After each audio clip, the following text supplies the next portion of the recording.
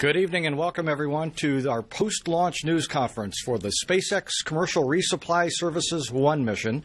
It's always a great occasion when we are here for a post-launch news conference, and we are pleased to be joined this evening by Sam Shamimi to my immediate left. Sam is Director of the International Space Station from NASA headquarters in Washington, and by SpaceX President Gwynne Shotwell. We'll begin with some opening comments and then be happy to take questions. Sam? Thanks. It's a great evening to be here in Florida. I would like to congratulate SpaceX on a beautiful launch and a successful deployment of the Dragon spacecraft into orbit. And I'd also like to thank all the other organizations that made this possible here tonight, including the NASA teams, the FAA, and the Air Force. And look forward to working with the SpaceX teams for a successful mission here in the next few days. Thank you. My turn. Obviously, it's great to be here again this evening.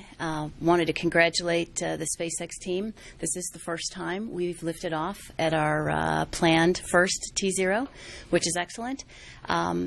We did insert Dragon into a picture-perfect orbit within 2 or 3 kilometers on both apogee and perigee, and Dragon is on its way to station. We also deployed the solar arrays for Dragon. The next big event for Dragon will occur in about an hour, and that is the GNC Bay door unlatching. That door needs to unlatch and fully deploy and lock itself in the open condition in order for us to successfully berth with the International Space Station. So we'll be looking for that to happen in the next hour or so. Okay, we'll take questions here. We have traditional news media members as well as people from our NASA Social who are reporting on social media. We would like for you to please state your name, your affiliation, and to whom you're addressing your question. And we'll start with Marcia Dunn. Marcia Dunn, Associated Press for Ms. Shotwell. Talk about the stress level at liftoff today. How does it compare to the one in May? And does the victory seem as sweet as it did some months back? And have you had any conversation yet with Elon Musk? Elon and I have emailed back and forth a couple times. I've not talked to him. As soon as I heard that the solar arrays deployed, I had to jump in my car from LCC and get here. So it would be illegal for me to be emailing and talking on my cell phone. So, you know, actually I was quite calm tonight, a little bit surprised, but everything was going so well with the operations leading up to the final countdown. Definitely got the heart moving a bit at T-minus 10 seconds. But overall, this one was a little bit easier from my perspective. I'm not sure that everybody at Space, the 2,000 men and women at SpaceX feel the same, but I'll find out when I fly home tomorrow. In that little bit of exchange, what did Elon have to say about this? Well, I congratulated him. He congratulated me. It was kind of email hugs, I guess you could say. Bill? Bill Harwood, CBS. Well, I was just wondering if you did get a chance to call anybody. We were looking at some video, and it looks like about 1:20 or so. There's a pretty good flash in the plume and some apparent debris coming out. And obviously you got where you were going, so it probably doesn't matter, but just curious. Well, I do know we had an anomaly on Engine 1. I have no data about it. I was trying to get the prop guys before I came in here tonight, but there wasn't enough time to connect with anybody. So I'll report on that tomorrow. We'll have a release on that tomorrow. But Falcon 9 was designed to lose engines and still make missions, so it did what it was supposed to do. And that would explain why you burn longer than I guess we were expecting. That's correct. If you do have issues with an engine, you would end up burning longer to get where you need to go. Okay, thanks. Okay, down front. Jim Siegel, Celebration Independent newspaper. A question for either Sam or maybe Gwen. In the next year or so, what % of the ISS's needs are going to be supplied by SpaceX? And then separately, by all of the commercial companies that you mentioned earlier? I don't have a specific percentage-wise, but a large percentage of the needs for the utilization of the space station and the crew and vehicle needs will be fulfilled by SpaceX and eventually Orbital as well. Tariq Malik. Thank you, Tariq Malik with Space.com for Gwen.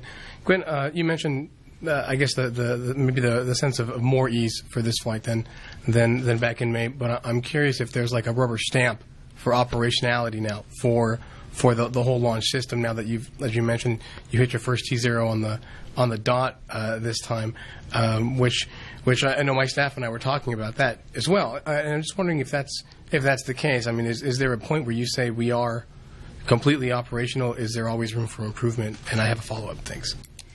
Okay, well, for me, that's two different things, being operational and room for improvement. I think we will continue to always improve. We will learn from our flights and continue to improve the vehicle, given that we are looking towards flying crew on these vehicles. We want to make sure that we address any and all items that we find and learn about with the vehicle to make it even more reliable. I forget the first part of your question. Sorry, Tarek. Just about just declaring. Are we operational? Air Force actually has a rule that after 3 successful flights of a particular vehicle, you've demonstrated your design reliability, and after 7 to 9 additional more flights, after 7 or 9 flights, you basically have demonstrated your production, your QA systems, etc. So this was an operational mission, so we're operational. Doesn't mean we're not going to stop learning and ensuring that these vehicles are as reliable as we can possibly make them. Mark Ratterman with Talking Space. Question for Sam. You've got a variety of vehicles to carry cargo to the ISS for the international partners. How important is that, not to take away from SpaceX, because I know the country and everyone is thrilled to have this flight tonight, but how important is it for the variety with capabilities that each has? To have the capabilities that the SpaceX has with the Dragon vehicle, especially with the return, is really critical to the utilization of the space station. It's also critical that we bring SpaceX, we have brought SpaceX on, and to bring Orbital on to us to be able to fully utilize the capability of space station and to ensure that we have a robust capability. Having dissimilar transportation capabilities of space station is critical to its long-term health. Okay. Stephen Clark with Spaceflight Now for Gwen. Just curious if you have an update on the deployment of the Orbcomm secondary payload. I do know we successfully deployed Orbcomm, but I don't have any information other than that. Okay, around front here. Hi, Stacy Severn, NASA Social Media. Burning question, did the ice cream go up and what flavor? It did go up, but I did not know the flavor. Do you know, Glenn? Blue bonnet, vanilla with chocolate swirl. All right. We're going to take I wasn't going to come here without that answer. Oh, good. We'll take one more question here, and then we'll go to our phone bridge and then come back. All right, Sarah Zolkovic, NHK. This question is for Sam. At the podium, the administrator spoke about NASA's leadership with the international space industry. How does this partnership with SpaceX help maintain leadership for America?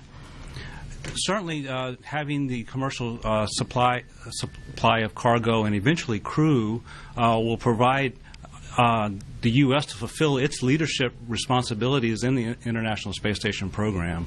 We have leadership responsibilities for crew and cargo and sustainment of the program, and it also provides a very broad capability here in the U.S. that is more likely to be more robust than our partners in such capabilities, since we have both government and commercial industry capabilities. Okay, let's go to the phone bridge. We have TMC Satellite Spotlight on the line. Go ahead with your question, please. Hi, Doug Money here.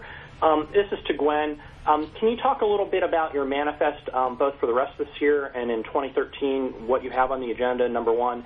And number two, if you could address, are you feeling more confident that you can meet manifest now that you've had basically 2 successful, well, knock on wood, 2 successful flights so far with Dragon Station? So the manifest, the next flight that we have on the Falcon 9 manifest is the SpaceX CRS-2 mission, which we have a 2-week window. We'll start that on or about January 18th of 2013. Then we have the rollout of the upgraded Falcon 9, which will fly Cassiope for Canada, SES, TICOM, Orbcomm. We have CRS-3 and CRS-4 to execute next year, and we'd like to lift off the Heavy next year from Vandenberg Air Force Base as well. So am I more comfortable launching? No question. Every successful flight we have makes everybody feel a little bit better. It doesn't mean that we still don't have a really hard job to do. So we still have a lot of work to do. Getting to station is still hard. Did you have a follow-up question? No. Thank you. Okay, thank you.